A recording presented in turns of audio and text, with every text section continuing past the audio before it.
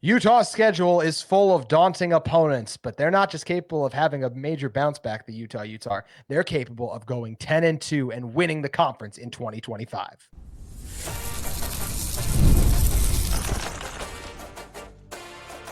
You are Locked On Utes, your daily podcast on the Utah Utes. Part of the Locked On Podcast Network, your team every day.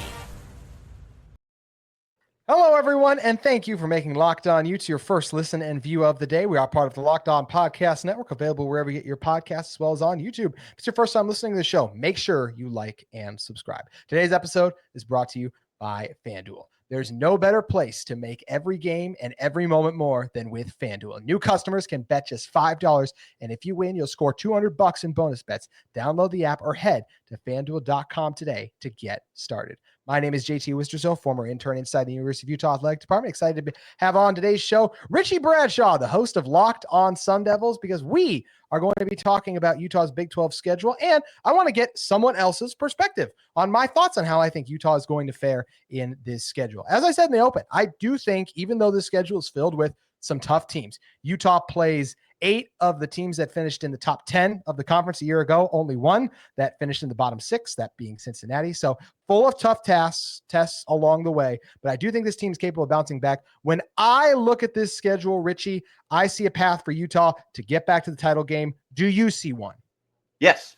Yep. This is a good looking schedule. You are split 6 games, road, 6 games, home. We don't really get to see that anymore. So seeing that's kind of funny. But what I like about this, first and foremost, there are no consecutive road games here. And that's always a huge, huge boon for your football team, especially collegiately, and knowing that we are in the Big 12 and things are a little closer than it is like the ACC, where Stanford has to go to Miami kind of stuff. But having the ability to go travel for one game and then come home and rest and get ready to go is always a huge deal in my book. I also see every game's on Saturday. There's no weekday games. That's also a really good thing, having the consistency in your schedule and not having short weeks and long weeks and stuff like that. So based off the structure itself, I think this is a good looking schedule, just alternating back and forth. You have two home games at one point. It stinks that you open the year on the road and close the year on the road, but you can't make it a perfect schedule, and that's why everybody loves Brent Yormark so much. Oh, yeah, there's been lots of discussion. I even talked about last week how I'm still a little frustrated that the BYU game is Utah-BYU is not in November. I think it should be on rivalry weekend. I understand they have their reasons, but it's a miss in my opinion. Okay, so it's way too early. It's February, but I'm ready to say what I think right now Utah will go when I look at this schedule. Should I probably go 9-3? Yeah, that's already a 4-win improvement from what Utah was a season ago. But Richie, I'm just doing, when I look at these games, what I think and feel is going to happen right now. And I see 10-2 for Utah. I see a loss to Texas Tech right now, and I see a loss to Baylor on the road. But I see 10-2 right now. I think Utah gets some gritty wins to end the season against Kansas State and Kansas. Both those will probably put Utah in the conference championship game. I see bounce back wins against BYU. We could talk about the other team. I then have them beating that you could probably figure out in what I said, but I'll go 10-2. You're way too early schedule prediction right now. What would you have Utah at? Way too early. I got 9-3, and I've got three games that I definitively label here as a toss-up. I would say there's 2 other games that it's going to depend on how they looked the previous year, because spoiler alert, they both finished in the top 4 of the conference, and it'll depend how Utah looks. But I do have 3 toss-up games. I got Texas Tech is a toss-up game. Baylor is a toss-up game. Funny that you mentioned both of them as well. And I have Kansas State as a toss-up game. So those will be very interesting games for me. ASU and BYU, I lean towards those teams right now. Obviously, there's a little bias with ASU. BYU, it's hard to replicate the success that they have with all the one-score wins. Like, that's really easy to go one way or the other. I like what's there. If it was in Salt Lake, I would feel more confident. Right now, I'd lean more towards that being a toss-up too, honestly. But I think that going to Provo might be a little more difficult. I don't know. I love that the rivalry is starting to firmly establish itself. Now we just got to get it to the end of November.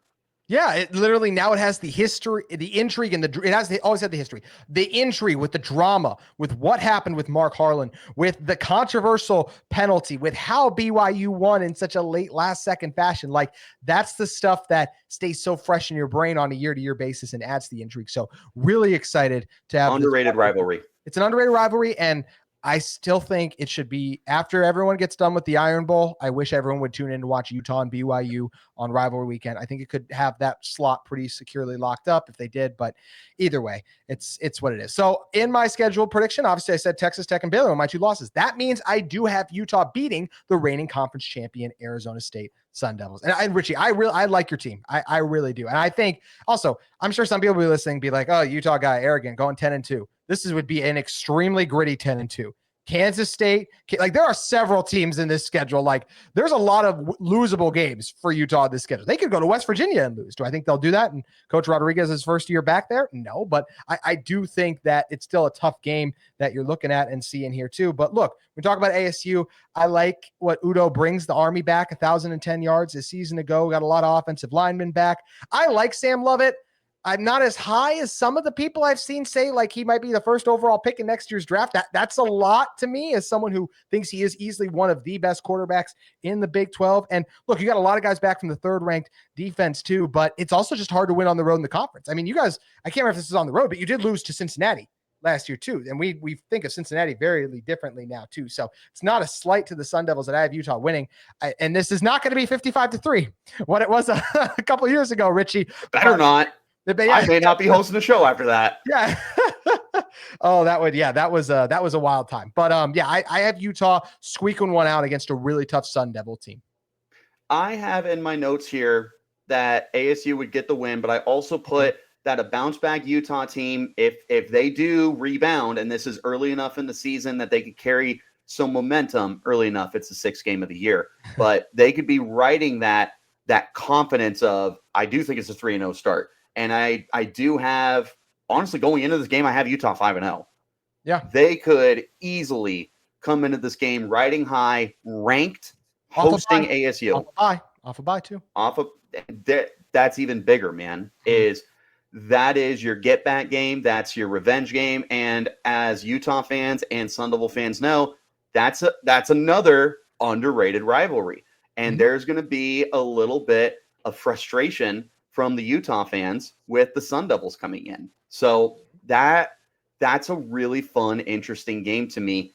I still have ASU right now. I will tell you, I just think ASU top to bottom is better than the league with so much that's coming back, including the entirety of the coaching staff, good transfer class, but that's also some rose-colored glasses. I can totally tell you that.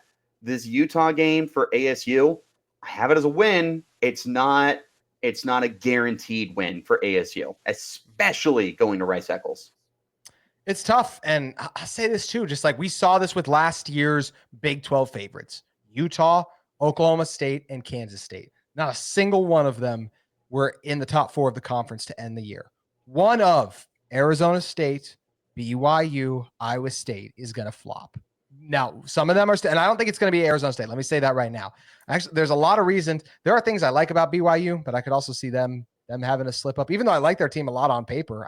We saw this. I like Utah a lot on paper, and we saw that goes too. No current Big 12 member has appeared in the conference championship game in back-to-back years since Colorado did it in 04 and 05. So Arizona State's going to try to do something that we have not seen done since we were children, basically. That's crazy to say Colorado, right? It is. It is. Because they left and not back. Yeah, I know. That's what makes it wild. And we'll see what Colorado looks like next year too after losing Dion or after losing Travis and Shador. They're able to keep Dion despite all the rumors about what might happening to him. But if there's one thing that should be incredibly clear by the stats I just listed out is the parity in the Big 12 is fantastic. I want to talk about the parity in this conference and why it is going to be so hard for Utah to bounce back and Arizona State, even by that logic, to make it back to the conference championship game. Going to be diving into that in one moment.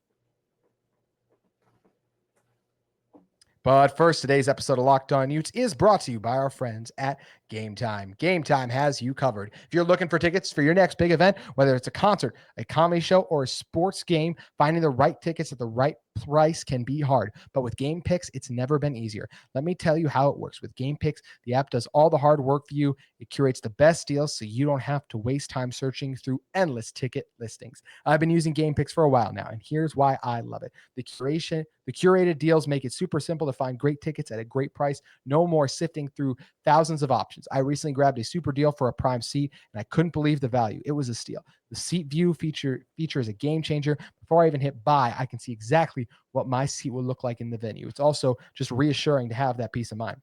And the best part, you're covered with Game Time's low price guarantee. If you find a better deal somewhere else, they'll refund you 110% of the difference. Plus, your tickets are guaranteed to be delivered on time with easy cancellation options if something else comes up. Ready to make your next event even better? Download the Game Time app, create an account, and use code LOCKEDONCollege for $20 off your first purchase. Terms apply. Again, create an account. That's code LOCKEDONCollege, all caps, no space, for $20 off. Download today. Last minute tickets. Lowest price is guaranteed with Game Time. Richie Bradshaw back with me here. Talk about the parity in the Big 12, a league that last year, Richie, stop me if you've heard this one before, saw a team go from worst to first and win the entire conference. And that's why it's really hard. We did this on our Big 12 squad show last week. Like, we were kind of talking about, can Houston win the Big 12 this year? Like, they shouldn't be able to, but I'm not ruling out completely anything after what we saw last year. But I do think this conference, it's insane how much parity there is. When I rank Big 12 teams and go, okay, how many could I see winning the conference in 2025? The answer could be 16 because of the stat I said. I go 12. I think that many teams I could see winning this league this season. How many do you have? And I should say, is Utah on that list? Yes, Utah's definitely on the list. I think that there are certain teams that are better suited, like Arizona State. Believe it or not, I think Baylor might be the second best team in this conference. I am very intrigued with Baylor. Texas Tech, they did a lot of good stuff in the transfer portal. Baron Morton is back. That's a good team. Utah, the coaching staff is intact. The defense is still going to be good. And then Devin Dampier, if he is able to translate what he did at New Mexico, even a little bit, and take it to Utah, I mean, they're going to have an offense they haven't had in several years that will make them as dangerous as anyone. I think TCU is a team that's getting slept on right now. Who else? I'm not counting out Colorado, especially with the two quarterbacks they brought in. They could end up being good there. BYU, again, I think they should be, but can you replicate the one-score games? I mean, that's as difficult as it gets. It's a lot of teams, man. Kansas State, you can never count them out. Kansas, Jalen Daniels played a whole season last year, and in the back half of the schedule, they were able to get that figured out. Maybe Kansas bounces back. I'm with you, man. The parity in the Big 12 is beautiful for us, but the national media hates it because we don't have an Alabama and we don't have an Ohio State that it's like, well, every year we know what we're going to get. And it's like, oh, I think it's kind of more fun that we don't know what we're going to get, which, I mean, ASU being placed 16th and finishing first place, not just me, I hope that a lot of people thought that was fun to see that. So it's just, it's always so interesting the way that this works out. And it's funny for me and you who go from the Pac-12 where there's all sorts of parity to the Big 12. And it's like, things will be different. It's like, no, they're the exact same. It might be even more dramatic. So we're used to this. This is an annual thing for our programs.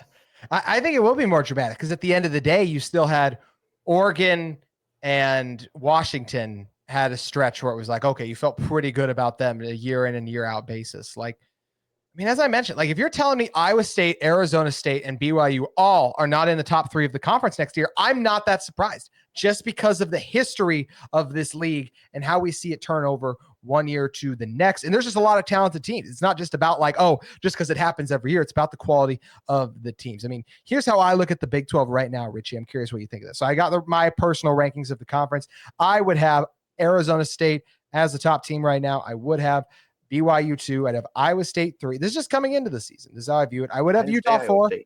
I have Utah 4, Kansas State 5, Baylor 6, Kansas 7, Texas Tech 8, TCU 9, West Virginia 10, Colorado 11, Oklahoma State 12. That's my cutoff for who could win the title. Maybe I'm giving Oklahoma State too much credit. It's just a Gundy respect thing where I'm like, I can't rule out a team when you still have a coach who is that good overall. So to me, Houston, Arizona, UCF.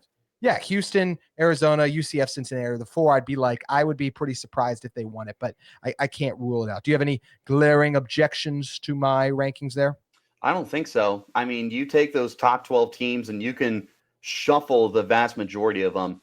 Yeah. I agree with you for Arizona State. They should be 1 until further notice as the reigning champs that have brought everything back.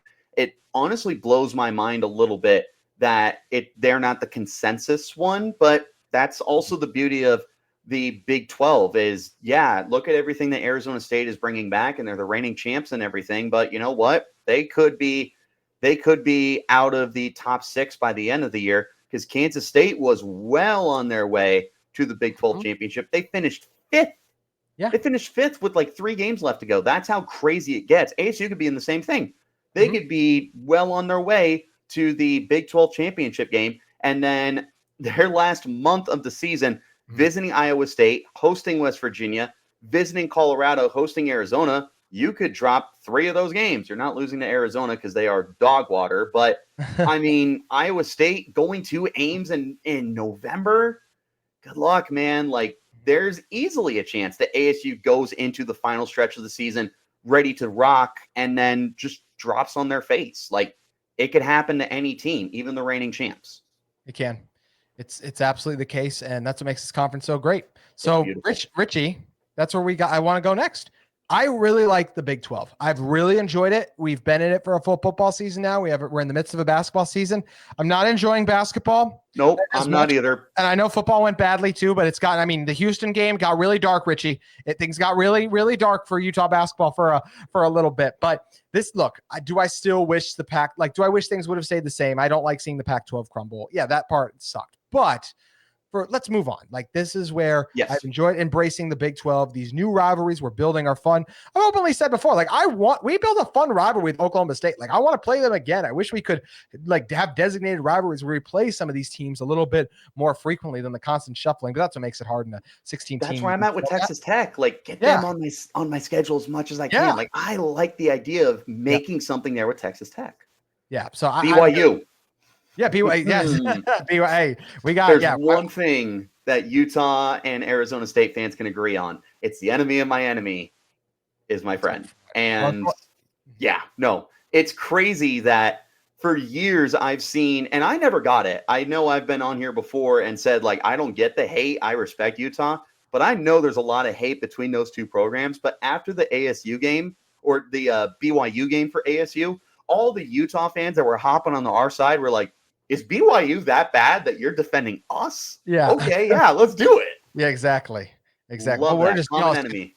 And we're just jealous because y'all beat them. That's the other thing, too. We wanted to beat them. Y'all were the ones who ended up actually being able to topple them. But, the new Big 12 works. It's a ton of fun, and I'm already fired up for more of these rivalries next season. We get the opportunity to face off against Texas Tech for the first time. Kansas State are all teams I'm looking forward to seeing in 2025. And what all teams are going to be trying to do in 2025 is do what Richie's Arizona State nearly did. Slay the giant, that being a top dog in the SEC and the Big Ten. There's a lot that's been made about the gaps in between the best of those conferences and the best of the others.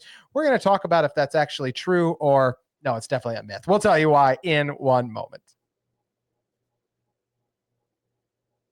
But first, today's episode of Locked On Utes is brought to you by our great friends at FanDuel Sportsbook. FanDuel is the place to be. You can bet just $5, and if you win, you score $200 in bonus bets, and that's FanDuel.com. Yes, the Super Bowl just wrapped up, but that does not mean sports action is slowing down. We just got through the NBA trade deadline. So that means we got the All-Star game coming up, and after the All-Star game, the race for the NBA Finals is on. Is Luka and LeBron, are they going to work? Could the Lakers win the title? How about the Mavs? They made this move to go all in now. Anthony Davis, Kyrie Irving, what do they have? Giannis and the Bucks added former Ute Kyle Kuzma. Can they put together a season? The Knicks traded for Karl-Anthony Towns forever ago. That's been moving along well. Can Boston repeat? Can Denver reemerge? There's so many great storylines in the NBA, but how about hockey too? We got hockey hockey in the state of Utah now too. So we get the NHL we can gamble on as well. And then when you're also talking about just FanDuel, that's where college basketball comes in too. We all love college sports first and foremost. So I have absolutely loved looking at each and every game on FanDuel throughout the NFL season and college football season. And even though we got to wait till football returns, college basketball, NBA, and NHL have our backs. Head over to FanDuel to get the latest lines and odds today. All right, Richie Bradshaw, there's been a lot made of the parity, the gaps between the Big Ten and the SEC and everyone else. But we saw Arizona State nearly topple Texas. In fact, they should have targeting call and then get a stop, even if we got that stop on 4th and 13. I watched a Utah team that battled with Arizona State. Some things went differently. They got some turnovers in that game. Utah did. Like, they were in that game against the Sun Devils. So I don't feel like any of those 12 teams I mentioned in the Big 12 are far off from being able to upset one. And it would still be an upset. I'm willing to admit that. But any of the Big 12 teams that emerge as a conference champion, I do believe they are capable of beating the best from the Big 10 and the SEC on any given Saturday still, Richie. All I'm saying is Utah was ranked when we beat you. Yes. All I'm saying is you were ranked and the fans stormed the field. And I remember sitting there with some of the other media members were like, are we really doing this? Like, this is not the Utah team to storm the field over. Oh, they're on the field. Okay. Well, it's a ranked win. Yes. No, it's beautiful. I can't believe that across the country, people will scrutinize a college conference for having teams that can beat each other any given week. First of all, that's the beauty of sports, is that you think you know something and then you don't. It should be more like that. Like, look at Bama Vanderbilt this year. That was so much fun. Amazing. And yet the SEC fans and the college football playoff committee were like, that was unbelievable. I can't believe that happened in like a negative way. And it's like, why are you not enjoying this? Like, that never happens. Vanderbilt taking down the Crimson Tide. That is so much fun.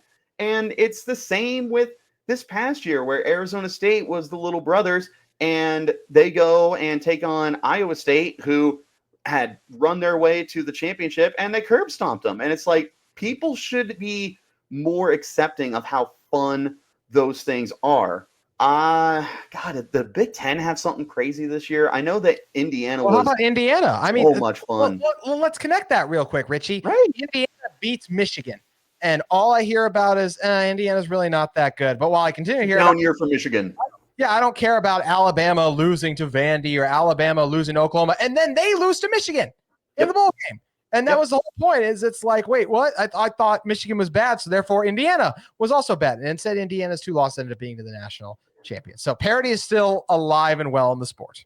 And it's beautiful. Also, I love that Indiana was unfortunately the first playoff game, and they got beat pretty bad in South Bend, only for it to turn out that was one of the closest losses in the entirety of the playoff. But because that was the first game and everyone was on board with Indiana's frauds and all that, like, it just sucked that all of that got thrown on top of them. But then to look at everything else, and it's like, you guys have been really quiet since Clemson got rocked. You've been quiet since Tennessee, your SEC dominance, got rocked by Ohio State. So it's just funny, man, that you have stuff like Indiana and Vanderbilt that should be celebrated, but instead we're too focused on, we've got to make sure that Georgia and Alabama and Ohio State and Michigan are always in the best positions possible. We can't let them lose these games or it's bad for the brand. No, it's great for the brand. It's great for the brand. It's every year in the NFL. I know this is not college. Every year in the NFL, one of the most fun things that people will bet on going into the season, who's going to be worst to first. That's fun to do. We don't see that in college football. No one's sitting there going, who's going to be worst to first this year? And it's so much fun. It just makes the sport better. And it's a shame that the bigger brother conferences don't like to have fun the way that the Big 12 is having fun right now. You're 1000% right. I think I mentioned this before, and I can't remember. But people were so mad at Indiana versus Notre Dame. If Rourke doesn't throw that interception early, it's a great game. They give the 90-yard run too. You want to talk about what shouldn't have been a game, if not for a miracle? Tennessee was able to make that a game at halftime. If it wasn't for a miraculous end zone interception on Will Howard, in which he barely got a toe down, that was about to be 28-0. Like the worst of all of them, and it ended up being blown out really bad too. So I already know next year we're going to hear, well, don't put these teams in. Look what happened to Indiana. Look what happened to SMU. And I'm going to say, look what happened to Tennessee. How did Alabama look in their bowl game? How did South Carolina, who everyone was screaming and shouting about, then they go out and lose to Illinois, who Illinois was a good team too, but I kept hearing about Illinois wasn't that good. So we have all this evidence to say otherwise than what people try and tell us and convince us in those conferences. And it's frustrating because the parity is still there, Richie. No, it's beautiful. And then guys like Lane Kiffin are coming on and rooting on SEC teams because of your loyalty to the conference. It's like, that's weird behavior, man. Like that would be like if I came on and I was like, let's go Arizona Wildcats. You got to represent the conference. Yeah. I've never understood that.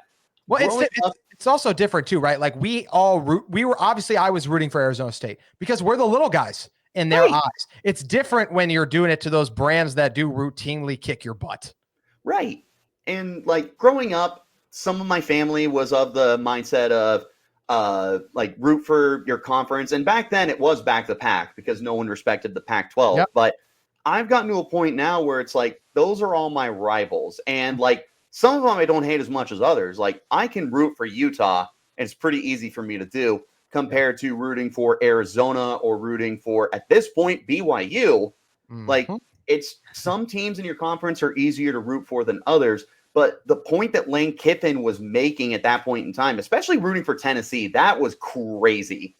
Considering what happened with him in Tennessee, for him to start rooting for them, I'm sure the Vols fans appreciated that.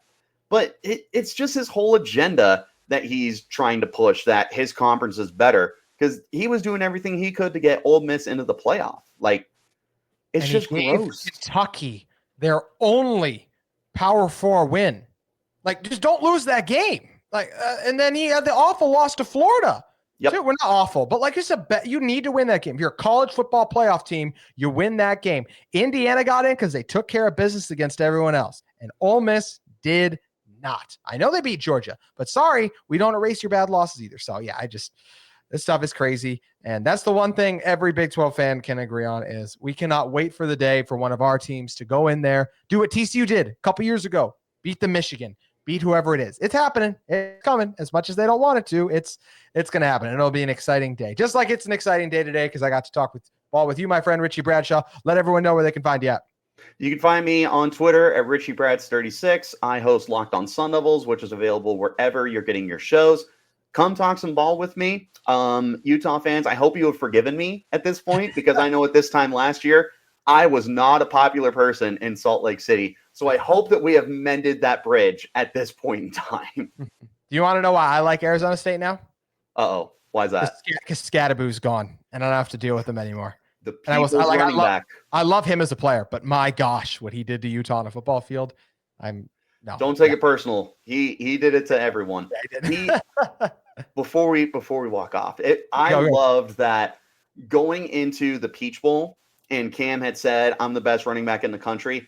And everyone was like, yeah, okay, dude, whatever. And then he goes out against Texas, runs for over 100 yards, has like a 65-yard reception, throws a touchdown, 2 touchdown scores, both the 2-point conversions. And like, okay, maybe he had more of a claim than we thought. Yeah, exactly. That's all I'm saying. I want him on my NFL team. He's a guy that I want to play with. Who's your pro team? I'm Vikings fan. My brother-in-law's a Vikings fan, and I can tell you he also won Scadaboo. We'll see how it plays Toby Gerhart. Yeah. Richie, thanks for coming on. It's my pleasure. That's going to do it for today's Locked On Utes. We'll be back with you soon, talking the latest in Utah football and Utah athletics.